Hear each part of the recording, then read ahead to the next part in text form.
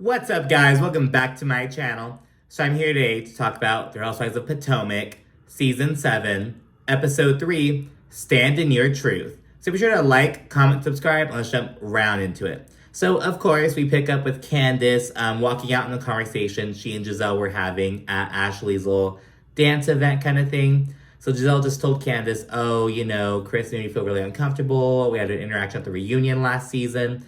And Candiace, she had a full, fourth wall moment. She was like, what are we doing here? Like, what the fuck is this?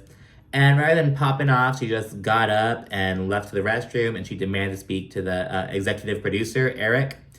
And Candiace, she's going off. She brings up all the shit that Michael Darby has done over all the years, and she brings up how if Michael Darby were to walk into the event, all the ladies would hug him and shit. And the production puts in a clip of Gizelle hugging Michael as recently as 2 years ago. Like, oh, hi, Michael, greeting him, being all nice and shit. And she's like, no, you're not gonna do this to my husband. There's Michael Darby for that. Fuck this shit. So Candiace is all pissed off. But yeah, again, she's not really blowing up. She's not like, rat-ta-ta, Candiace, as she says later. She's just not gonna give him the chance. She's gonna fucking take her ass out of there. In the confessional, she's like, not today, Satan. Not today, neck. Not today, ankles. She's she's just not with it. So Candiace leaves, and then while the ladies are just kind of chilling in the studio, as Candiace is kind of having her moment, Wendy brings up her meeting with Peter Thomas and about the Nigerian lounge and shit. And she's specifically talking to Ashley, because remember, Ashley was in the restaurant business for a little bit. Cherie, she chimes in. She says, oh, well, owning a restaurant's rough. You have to live in that shit. So kind of speaking on how, everyone talks about it. Restaurants really tough to get up and keep going and shit.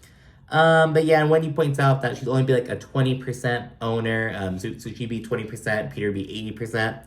So she wouldn't really have to put in a lot of the legwork. I mean, mostly Peter. It's mostly his gig. But she'd be a 20% owner. She's still a part of it. She's still kind of contributing to adding in her finances and shit. So she's kind of talking about that. And she also talks about how she has a lot on her plate right now. Political commentating, her candle line, her kids are still really young. She's a professor at Johns Hopkins University. And now she's trying to do this restaurant opportunity, or the Nigerian lounge. Then Ashley, she asks, okay, well, will you being so busy have a negative impact on your marriage? What's Eddie think about this shit? Then Wendy says that Eddie wants her to slow down a little bit. He basically wants her to kind of get more in the rhythm of juggling everything she currently has before adding something else. You know what I mean? So that's kind of where he's coming from, but it's totally Wendy's own thing. With the candle business, Eddie was an investor in that, so he kind of was also in that to an extent. But this is all Wendy on her own, doing her thing. And then while they're all there, Gizelle, she then addresses Mia, because remember, Gizelle and Mia, they had a weird interaction at Karen's Spring Fling party. Gizelle straight went up to Mia and was like, oh, is this what no cancer looks like? It's Mia when she got all upset, understandably and shit. Gizelle, texted her later on, trying to, smooth things over and shit. Mia left her on red, and so she brings up in front of everyone, and Robyn's like, can you guys go to, a separate room and talk about this shit? Then when Gizelle and Mia, when they leave, Robyn, Wendy, and Ashley, they all begin to discuss the situation about Mia's Instagram post, about how she made this one post saying this one thing, and she made this other post, and just kind of begin chatting about that. While talking to Gizelle, Mia says that she really didn't expect Gizelle, of all people, to attack her on, this health-related issue. And Mia straight up says, I expected that from new booty Wendy. Probably considering all the shit they put Wendy through last year, she thought Wendy would have come in at her about this. I assume that's what Mia meant. I don't know. But Mia says she would have thought Wendy would have come in at her at that, but no, it was Gizelle. So that's what really bothered Mia. And then Gizelle apologizes and they work it out. And meanwhile, because they're a separate room, I think they may be they're actually in the same room Gizelle was talking to Candiace in. That's where Giselle's talking to Mia in now, in the same purple room. And meanwhile, Robyn, she proceeds to confront Wendy because back at the Spring Fling party, Robyn felt as though the group, I guess mainly Wendy, I guess Robyn felt that Wendy was spearheading the conversation around how it was Gizelle and Robyn who were doubting Mia. And Robyn's like, oh no, because we all had our doubts, and why were you just kind of saying, oh, those two. Wendy's kind of taken aback, and she's like, oh, well, I did not have the same sentiment. She's like, yeah, I may have, had some questions, but I was giving her the benefit of the doubt. Meanwhile, you and Gizelle were calling her a liar. And Wendy seems to say, I have never called Mia a liar. She stands on that. Wendy then tells Robyn to stand in her truth, where we get the episode name from. And she's like, own your shit. And Robyn, she gets upset because she's like, I am owning my shit. I'm admitting that, yeah, I had some questions, but you are the one not owning your shit, Not owning your shit, excuse me. And yeah, Robyn, because Wendy keeps saying, oh, stand on that. Stand 10 toes down. And Robyn, she literally stands, like, I am standing on it. And Wendy's like, oh, sit down. Baltimore County ain't got shit on me. And it's like, oh my God, Wendy's. But yeah, no, they were both, getting all mad and shit. But yeah, it was a little moment. Gizelle and Mia then rejoin the group, and the situation calms down. And yeah, Mia shares that the doctors, they ruled out the cancer because I believe at the Spring Fling event, no, in her Instagram post, in her second Instagram post, Mia said she's gonna get a biopsy done on these two growths or these two lumps or whatever. And so they ruled out malignancy, it's not a malignant thing, it's not cancerous. So she's kind of seeing what's up with that. And Robyn proceeds to say oh, Mia, I'm glad everything's all good, and I just want you to know that I want to get to know you better. And I did have some kind of questions about things, but yeah, and she proceeds to kind of suggest they have a family fun day, because Robyn says that I think Robyn's older son and Mia's oldest child, they're the same age, and they both play basketball and shit. So you're like, why don't we do a family fun day? And Robyn seems to kind of go around ask all the ladies, oh, are your kids on spring break? Are your kids on spring break? Are you on spring break? In different districts and shit. And yeah, she kind of invites everyone and their kids except Wendy, and it's very noticeable. And Cherie, she's like, oh, are you not gonna invite Wendy? And she's like, nope. And Wendy says, oh, well, you know what? That's fine, but I feel like this is a real, shows you have a questionable character, because I draw the line at kids. I don't, include them in this. And for you to invite everyone's kids but leave mine out, it says a lot about your character. But Robyn doesn't give a fuck. She's like, I don't give a shit. She says that she's perfectly happy leaving Wendy out of her life. And, I do think that Robyn should have been, because first of all, it's an ensemble show, and it's a family fun day. Why not just be Wendy, we just got into it, but, if we want to put it aside for our kids to all kind of interact and stuff, that'd be cool. And I guess fucking Robyn, in the next episode, she, has Candiace ask Wendy, oh, Robyn said that I could bring your kids if you want, something all stupid. It was in the preview, so I about next week. But yeah, so it's okay, Robyn, I don't know, that was kind of whack that she didn't invite Wendy's kids. Being perfectly honest, I did think that was kind of whack. But yeah, whatever, she didn't, and it is what it is. But yeah, Robyn does not give a fuck. The ladies then seem to kind of start heading out. Ashley, she asks why Candiace stormed out, and Gizelle says, oh, she's fine. I think her stomach was hurting or something. She's not even getting into it right now.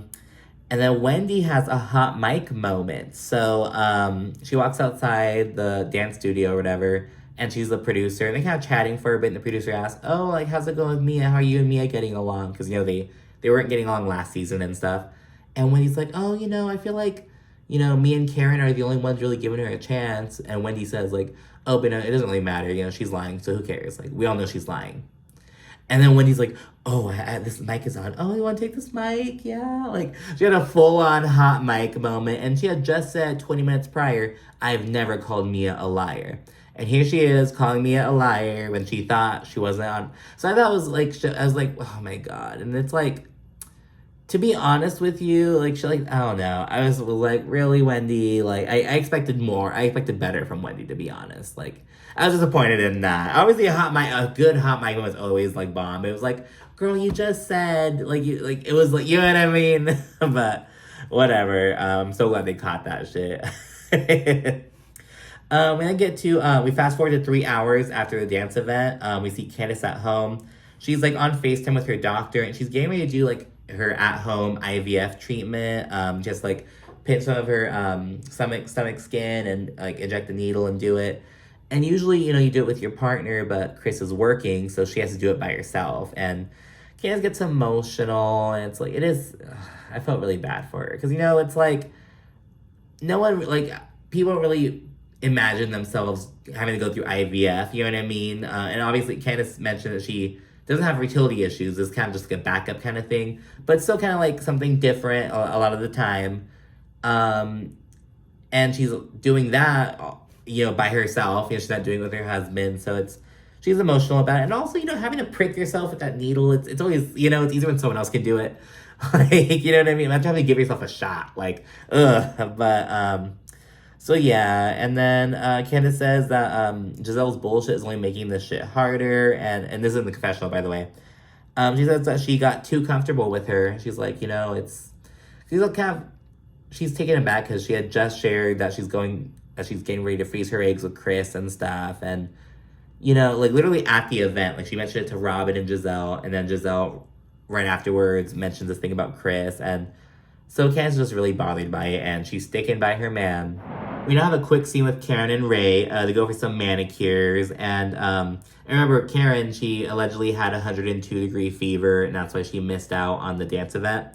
She said she luckily didn't have COVID, so that's good, And Karen, she asked Ray about how he feels about other guys, like, checking her out. She's, like, 51, Ray's in his 70s now. So, she's like, how do you feel about people being interested in me? And Ray's like, well, like, guys are always going to be kind of jealous a little bit.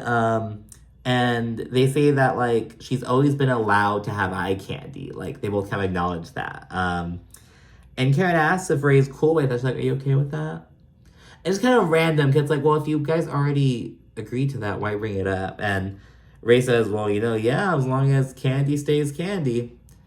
And I was thinking about it, I'm like, I'm not sure what he means. But obviously, what I first heard from that was like, oh, yeah, obviously, like, Adelaide don't, like, do anything inappropriate. They'll let it go, like, further.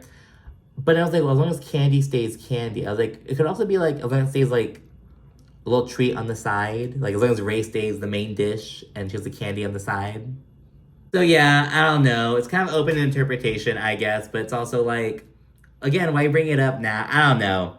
But we'll see what goes on. Because I know from the trailer, allegedly Karen winds up going out of town with some other fools. I don't even know. I'm excited to see what's up with that. We then check in with Ashley. She's taking her little brother, Zach, to go see her prospective home in Arlington, Virginia.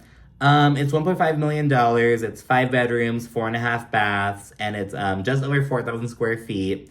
And Ashley brings up how, because she's talking to her not her realtor, it's her buyer's agent, like a representative to kind of handle all the shit, Ashley brings up how how she and Michael are waiting to, announce their separation until after they get their loan. But the buyer's agent is like, oh, like, Michael let me know about that in confidence, but I already have everything already. Like, it's basically like everything's already set up. We just have to fucking get you into a house. Like, we need to get like, because Ashley's mentioned that she's already put offers on 3 different places, but some other rich bitch comes in and offers to put, makes an offer in cash, and the buyers take that, you know what I mean? Or the sellers, excuse me. But yes, they do that, and Ashley's kind of shocked by this information, because according to Michael, he's like, oh no, if we announce that we're separated, the bank could not want to give us a loan, blah, blah, blah. But the buyer's agent is saying, no, that's not true. It's all set up already.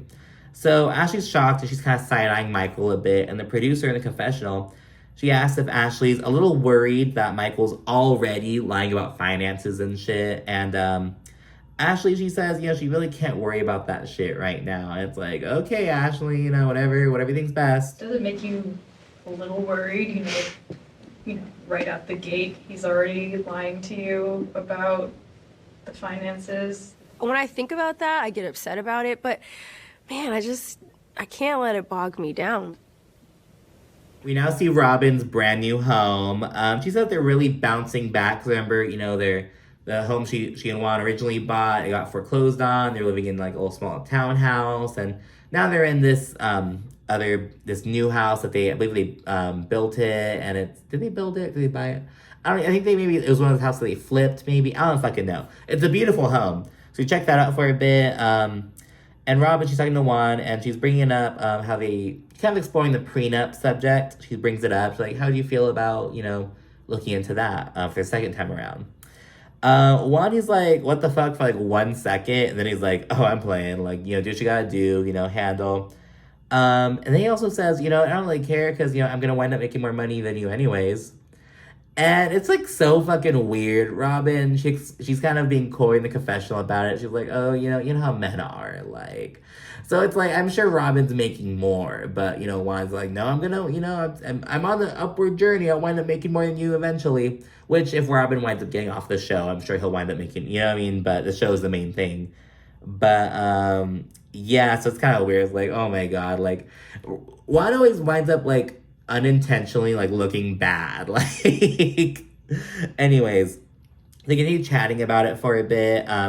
Juan gets annoyed with the conversation because Robyn keeps insisting that like this prenup doesn't have anything to do with money. It has nothing to do with me, starting to bring in more money and shit. It has to do with like being a just in case, like a safety net kind of thing. Because Robyn brings up, when we first got divorced, there was a short period of time where it was pretty nasty, but it's whatever. And he just kind of gets over the conversation and walks away. And it's like, okay, that's productive. But anyways, then we see Wendy. She visits a hair and skin doctor, and she reveals that since she had her youngest baby, Cameron, I think she had her... When Wendy came on the show, Cameron was already like 6 months old already, so she must be like 3 now, maybe? I don't know. When she had her youngest daughter, though, since then, she's been kind of struggling with like some hair thinning and even some hair loss in her, like, the crown of her scalp. So yeah, she's looking to kind of get some help, and she kind of says that she thinks it's related to stress and everything. She says she says she thinks her body's shutting down because she has so much going on right now. The doctor kind of confirms this, says that stress is a major factor, and when he says that all she knows is stress, that's all she grew up around, that's all she knows how to do is just go, go, go, go. So that's going to be a big storyline this season with her. And yeah, they discuss treatment. There's this one option. It's like super effective, super cheap, but it may result in like some facial hair growth. And Wendy's like, oh, hell no. Like, oh my gosh, no. But no, she's like, oh, you just get some laser hair removal. It's fine. But so yeah, shout out to Wendy for bringing this topic up, and addressing this, it's so yeah. And then we see Mia and Robyn, they're linking up at a little restaurant for a quick scene.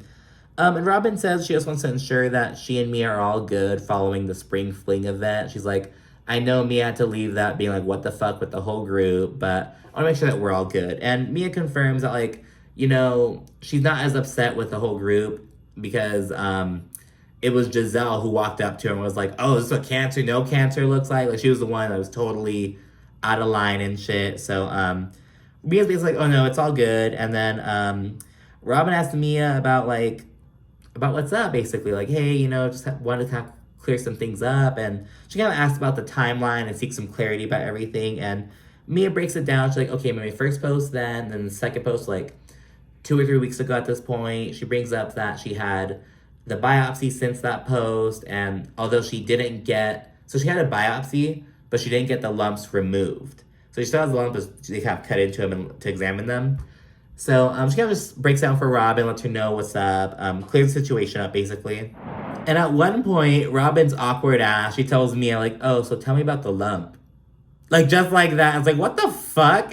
And Mia says that's on her ass, and it's possibly due to an autoimmune disorder. And they don't really know what's going on, but she knows that's not cancer. So that's good. And then Robyn fills Mia in on the situation between Gizelle and Candice.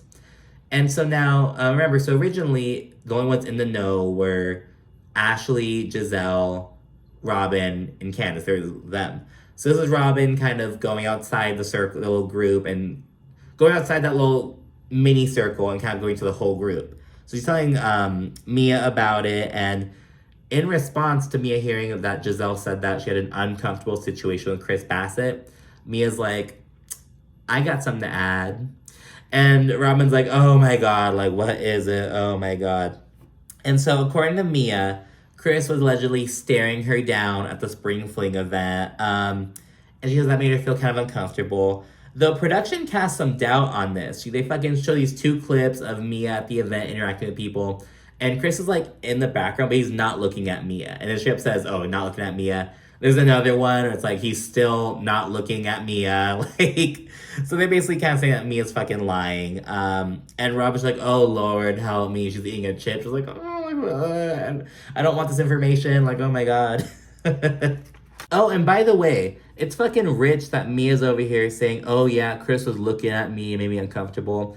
When her husband, Gordon G, when he was at the fucking Eastern Shore with on Wendy's trip in the Eastern Shore last season, he was all drunk, fucking flicking his tongue at the women and shit. And it's like, girl, you don't think that made him feel uncomfortable? But like, it was just like, okay, Mia, like, go off. But like, remember that you live in a fucking glass house too, bitch, okay? You're next.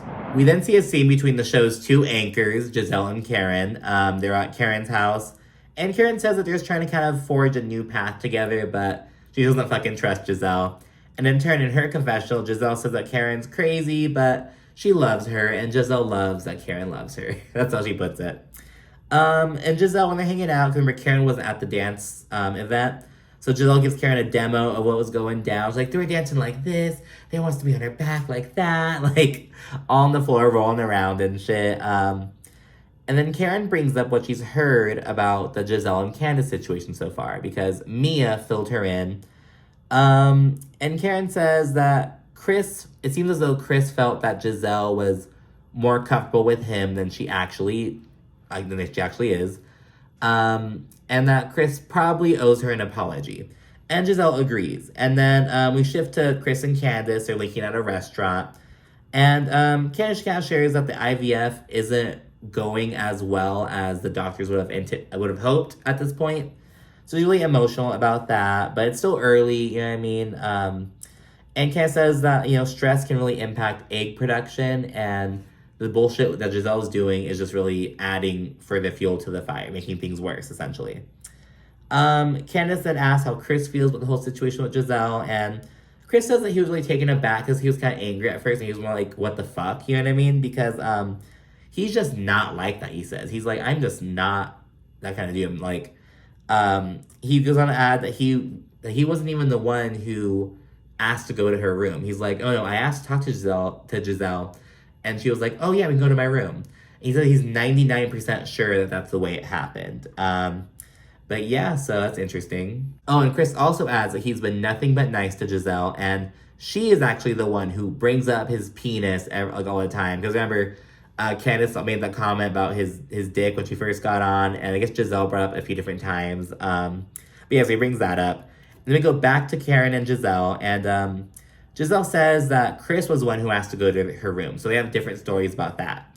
But then she says, oh, and now it's his word against mine. And when Gizelle says that, like, oh, it's his word against mine, Karen's kind of taken aback by that. She's like, well, hold on. Like, you and Chris are friends. And that was interesting that Karen worded it like that, because she didn't say, oh, Chris is your friend's husband. Like, she said, no, you and Chris are friends. She said it like that. You know, that was kind of noteworthy. But yeah, she says that, and she asks, did Chris, like, touch you at all? Did he say anything weird? And Gizelle says, no, it was just a situation. She didn't want to be, it was an uncomfortable situation. But he didn't do anything, if that makes sense. And Gizelle says that once she started feeling weird, she kind of asked if, like, oh, can you see if they're ready for me to go back out? I guess they weren't done yet with the show or whatever.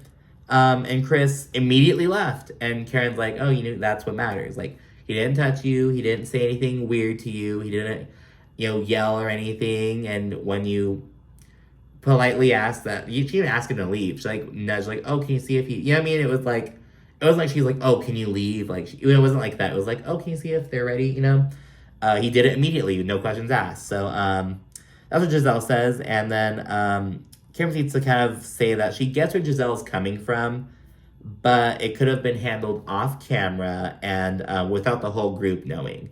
And at this point, Gizelle says, oh, well, I wasn't the one who told the whole group. Miss Robyn Dixon was the one who told the group. And Karen's like, and she reads this as there being a crack within the Green-Eyed Bandits. And right as this happens, we segue back to Chris and Candice. They're eating lunch, and we see Robyn walking up to join them. In a confessional, Robyn says that disagreeing with Gizelle on this subject is hard, but it is what it is. She's gonna stand what she believes in. And she says that she doesn't think Chris Bassett did anything wrong. And That's her opinion. But yeah, Robyn, she sits down with them, she greets them and everything. She's kind of, Chris is kind of weird at first. He's like trying to give like a little side hug, and Robyn's like, oh, don't play with me like that. Like, stand up and give me a real hug. Like, come on, like, don't play with me like that. Then Robyn sits down and gives them the full rundown of how everything started with Ashley and her concern over Chris Bassett responding to her Instagram story. That was what started this whole mess. And then once Gizelle heard of that, she shared the experience that she had with Chris at the season 6 reunion. And Robyn adds that Gizelle, because she and Gizelle rode together after the reunion, they were in the van together. She says that Gizelle mentioned the interaction with Chris right after it happened, but even back then, Robyn was like, I don't think that means anything. Like, I don't think it's anything weird, you know? So she mentions that as well. And then Chris discusses how he's nice, but he's never like he's not one to like initiate hugs. He's not like overly weird or anything. And yeah, and Candice brings up that Gizelle didn't feel uncomfortable with Chris at the Spring Fling event. And yeah, and Candice says that Gizelle is dead to her, and she needs to walk it all the way the fuck back. So, like, she needs to fix this bullshit she's been causing. Then the last little scene is Karen asking Gizelle where she stands with Candice at this moment. And Gizelle says that she thought that Candice would have reached out to her by now, because it's been a whole week since she shared the news. It's a little dance event. She's like, oh, I thought Candice would have texted me, like, saying, oh, like, Chris said he's sorry, blah, blah, blah, but nope, nothing. So this is not going according to plan, allegedly. But yeah, so that's it for this episode. Thank you so much for watching. And again, be sure to like, comment, and subscribe. Thanks again. Bye.